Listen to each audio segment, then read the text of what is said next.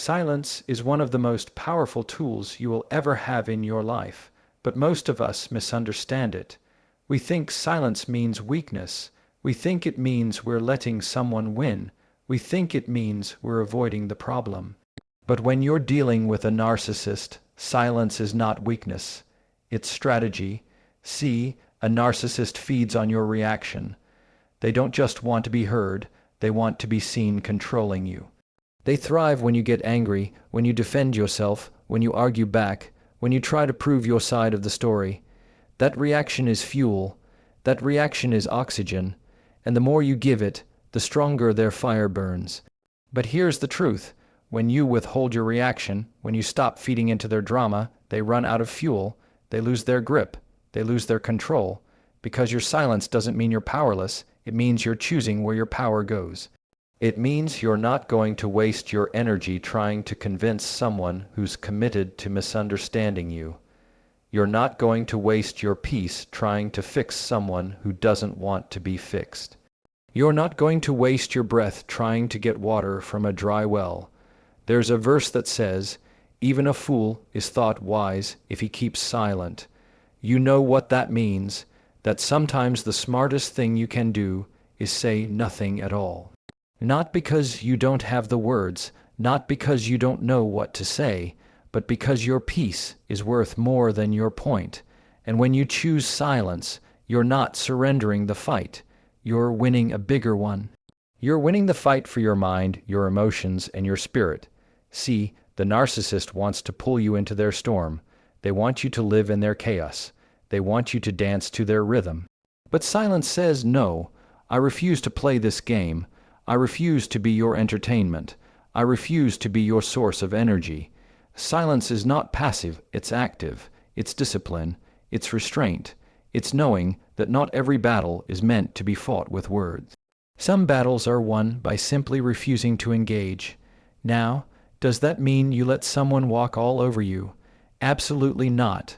Silence doesn't mean you accept abuse.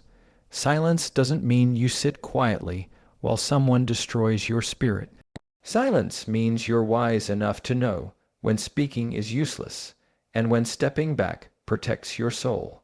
Silence is not about letting them win. It's about letting yourself walk away with dignity. And here's the part that hurts but also frees you. You will never convince a narcissist to see your heart. No matter how many words you use, no matter how passionately you explain, no matter how many times you replay the conversation in your head, trying to get it just right, they won't hear it. Not because you're not clear, but because they're not capable. That's why silence is freedom. It's the choice to stop wasting your words where they'll never matter, and instead conserve that energy for the people who truly value you. So when you feel that urge to react, when you feel that fire rising up in your chest, remember this. Silence doesn't mean they've beaten you. Silence means you've outgrown the need to prove yourself to someone who isn't listening. Silence means you're strong enough to walk away from the noise and protect the peace God gave you. And that peace is worth more than any argument you'll ever win. One of the most exhausting traps people fall into when dealing with a narcissist is chasing their validation. You keep hoping that one day they'll see you, one day they'll appreciate you, one day they'll finally admit the truth you've been carrying all along. But here's what you have to understand.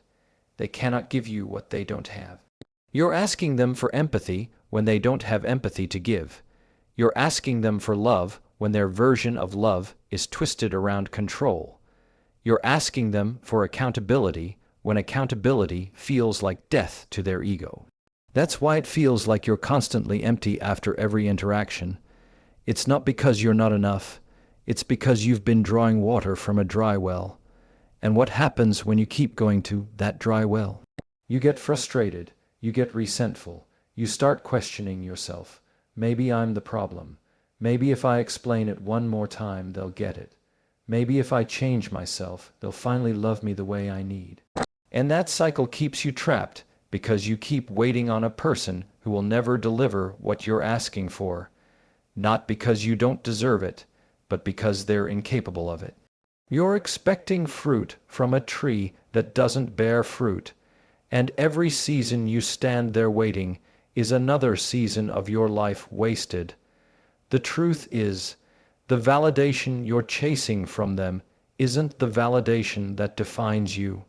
People's opinions, especially people who are broken themselves, were never meant to determine your worth. When you keep running to them for approval, you're putting your value in the hands of someone who doesn't even value themselves. That's why it feels so inconsistent. One day they give you a compliment, the next day they tear you down. One day they act like you're everything, the next day they act like you're nothing. That's not love. That's manipulation, and every time you depend on it, you're letting them control the thermostat of your soul. But there is another source, a source that doesn't run dry, a source that doesn't change based on moods, a source that doesn't need you to perform, explain, or prove yourself. That source is God, and when you shift your validation from them to Him, you stop being tossed around like a wave in their storm. You anchor yourself in a love that's steady, a love that says, "You are mine, you are enough, you are worthy. You don't have to chase, you don't have to beg, you don't have to prove." When you realize that, something shifts inside you. You stop looking at the narcissist like a source of life, and you start seeing them for what they are, a person with their own brokenness that you don't have to fix. You stop wasting your breath explaining yourself to someone who's not listening, and you start saving that breath for the God who hears every word you can't even say out loud. You stop giving them the power to decide your value, and you start living from the truth that your value was already settled long before they ever entered your life. When it comes to handling a narcissist, one of the most powerful things you can do is set boundaries. But here's where most people get it wrong. They think boundaries have to be loud, public, or confrontational. They think setting a boundary means making a big announcement, explaining their reasons, or even calling the narcissist out directly. But the truth is, boundaries don't need an audience. Boundaries are not about them, they're about you. Boundaries are quiet decisions you make with yourself and with God that protect your peace, your energy, and your sanity. Think about how Jesus moved. There were moments when crowds surrounded him, pressing, demanding, pulling on his time and his presence. And what did he do? He didn't argue, he didn't fight, he didn't justify himself. He slipped away, quietly, intentionally. He knew that his assignment required rest, space, and focus. That's exactly what boundaries do for you. They allow you to step away from environments and people that are draining you without needing to make a dramatic statement about it. A narcissist thrives on reactions and confrontations. If you try to declare your boundaries like a challenge, they will twist your words, flip the script, and make you feel guilty for protecting yourself. That's why your boundary doesn't need to be a debate. It doesn't need to be something you explain 10 times over. It simply needs to be lived out. Instead of saying, "I'm not going to answer your calls late at night anymore," you just stop answering. Instead of telling them, "I won't let you talk to me that way," you walk away the moment they raise their voice. Instead of begging them to respect your time, you simply stop giving them access to it. This is where the real strength of boundaries comes in. They are actions, not announcements. You don't have to justify protecting yourself. You don't need permission to protect your peace. Boundaries are not for their comfort, they are for your clarity. And when you start living them out consistently, you'll notice something powerful. Your life begins to stabilize. The chaos that once consumed you starts to quiet down, not because they've changed, but because you stopped giving them control over your space. Now, does that mean boundaries are easy? Absolutely not. Sometimes it feels uncomfortable, sometimes it feels lonely, sometimes it feels like you're letting someone down. But here's the truth. If protecting your peace makes someone angry, it only reveals that they were benefiting from your lack of boundaries in the first place. And if someone truly loves you, truly respects you, they won't be offended by your boundaries, they'll honor them. You see, a narcissist doesn't want you to have boundaries because boundaries limit their control. Boundaries put the responsibility back on them to manage their own behavior instead of controlling yours. But you are not called to live under someone else's manipulation. You are called to guard your heart, and boundaries are one of the ways you do that. So don't think of boundaries as walls meant to punish people. Think of them as doors with locks, doors you get to decide when to open and when to keep closed. It's not about shutting people out forever. It's about protecting what God has placed inside you. And the beauty of it is this: you don't have to shout, you don't have to argue, you don't have to convince. You just quietly live in alignment with the boundaries you've chosen, and over time, your peace will speak louder than any explanation ever could. One of the easiest traps to fall into when dealing with a narcissist is the urge to debate. You hear something that isn't true, something that twists your words, something that paints you in a way you know isn't accurate, and your first instinct is to defend yourself. You want to explain, to prove, to clear your name, but here's the thing: debating with a narcissist is like wrestling in the mud. You might think you're fighting to come out clean, but all that happens is you end up just as dirty as they are, and the worst part is, they enjoy it. They thrive in the mess. They thrive in the back. And, fourth, they thrive in watching you get tangled up trying to prove yourself. Discernment means you recognize that trap before you step into it. Discernment tells you, this is not a conversation, this is bait. A narcissist isn't looking for understanding. They're looking for control. They don't want to hear your side. They want to watch you exhaust yourself while they sit back and feel powerful. And the more you argue, the more you give them exactly what they want. Think about how much energy you've wasted in debates that went nowhere, hours of your life, sleepless nights, endless conversations, and still nothing changed. Not them, not their opinion, not their behavior. The only thing that changed was your peace. It got drained. That's why discernment matters, because discernment allows you to step back and say, this isn't worth it. I don't need to explain myself here. I don't need to be understood by someone who has no intention of understanding. There's wisdom in choosing silence, but there's also wisdom in choosing when to walk away. Sometimes discernment doesn't just mean not speaking. It means physically removing yourself from the space where the manipulation thrives. It means knowing when to disengage before the trap is even set. That doesn't make you weak, that makes you wise. Because true strength isn't found in proving yourself, it's found in protecting yourself. When you stop debating, you stop playing their game, you take away the very thing that fuels their ego. They'll try to pull you in, they'll try to guilt you, they'll try to twist it so you look like the bad guy for not engaging, but that's only proof you're doing the right thing.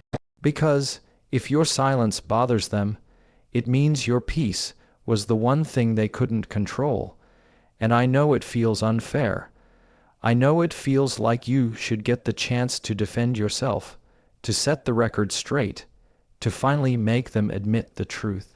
But ask yourself this: has it ever worked before? Has debating with them ever given you closure? Or has it just left you more frustrated, more drained, and more confused? That's because you're trying to use reason in a place where reason doesn't live. Discernment gives you a higher perspective. It reminds you that not every battle is yours to fight, and not every argument deserves your voice. Some things are better left unanswered. Some lies don't need correcting. Some people don't need convincing, because your peace is worth more than your point, and your time is too valuable to spend it trying to win a debate that was rigged from the start. So instead of being pulled into their storm, choose to stand still in yours. Let them talk. Let them twist. Let them spin the story however they want. You don't have to match their chaos. You can choose discernment. You can choose wisdom. And you can walk away with your dignity intact. A narcissist's favorite weapon is your reaction. They know exactly what buttons to push, what words to say, what tone to use to get under your skin. And the moment you react, when your voice gets louder, when your emotions rise, when your composure slips, they feel like they've won. That's their fuel, that's their confirmation that they're in control. But the truth is, you always have a choice. You may not control what they do, but you can absolutely control how you respond. And that difference between reaction and response, that's where your power lies. Reaction is immediate, it's emotional, it's raw. It's that fire in your chest when they lie straight to your face, that frustration when they twist the story, that sting when they belittle you in front of others. Reaction doesn't pause, it explodes, but response is intentional. Response takes a breath. Response steps back. Response looks at the bigger picture and says, I refuse to hand you the keys to my peace. When you respond instead of react, you change the entire dynamic. You take back the control they're trying to steal. You rob them of the satisfaction of seeing you unravel. They might expect you to yell, to argue, to match their chaos. But instead you stay calm, you stay grounded, and you leave them with nothing to feed on. That's not weakness. That's strength in its purest form. Now, this doesn't mean you ignore every wrong done to you. It doesn't mean you sit in silence while someone mistreats you. What it does mean is that you don't let them dictate the terms of how you handle it. You don't let their chaos decide your character, because at the end of the day, your response is a reflection of who you are, not who they are. And when you choose calm over chaos, when you choose composure over conflict, you're protecting more than just the moment. You're protecting your mental, emotional, and spiritual health. And here's what happens when you begin to practice this. They start to lose their grip. See, the narcissist depends on your emotional reactions to keep the cycle alive. If you stop giving them what they're looking for, the cycle starts to break. They may get louder, they may get more dramatic, they may try harder to provoke you, but the more consistent you are in your calm response, the less power they hold over you. Eventually, they realize they can't control what no longer reacts. It takes practice. It takes discipline. It takes learning how to pause when everything in you wants to lash out. But every time you choose to respond instead of react, you're building a muscle. You're training yourself to rise above the bait. You're showing yourself that their behavior doesn't get to control your behavior. And with time, you'll notice how much lighter you feel, how much freer your mind is, how much peace you regain simply because you refuse to hand it over. So the next time they come at you with manipulation, with guilt, with insults, with lies, pause, breathe, remind yourself that their chaos is not your home, and instead of reacting, choose a response that protects your peace and keeps your dignity intact. There's something deep inside of us that craves justice. When someone lies about us, mistreats us, or manipulates us, we want to set the record straight. We want to expose them for who they really are. We want everyone else to see the truth we've been living with. And when you're dealing with a narcissist, that desire feels even stronger, because they're so skilled at hiding behind charm, twisting stories, and making themselves look like the victim. You think to yourself, if I just call them out, if I just show people the truth, then finally everyone will understand. But here's the problem. Calling them out almost never works. In fact, most of the time it backfires. They flip the script, they play the victim, they make you look bitter or crazy, and suddenly you're left more frustrated than before. That's why it's so important to remember, justice is not your job. Justice is God's. There's a scripture that says, "Vengeance is mine, I will repay," says the Lord. And that's not just a comforting verse, it's a strategy for your peace. Because the moment you decide it's your responsibility to expose, to punish, to get even, you're stepping into a fight that was never yours to carry, and the weight of that fight will crush you. But when you release it, when you say, "God, I trust you with this," you're setting yourself free from the burden of trying to control what only He can handle. See, the narcissist may get away with things in the moment. They may fool people for a season. They may keep spinning their lies, and it may look like they're winning. But God sees what no one else sees. He sees the manipulation behind closed doors.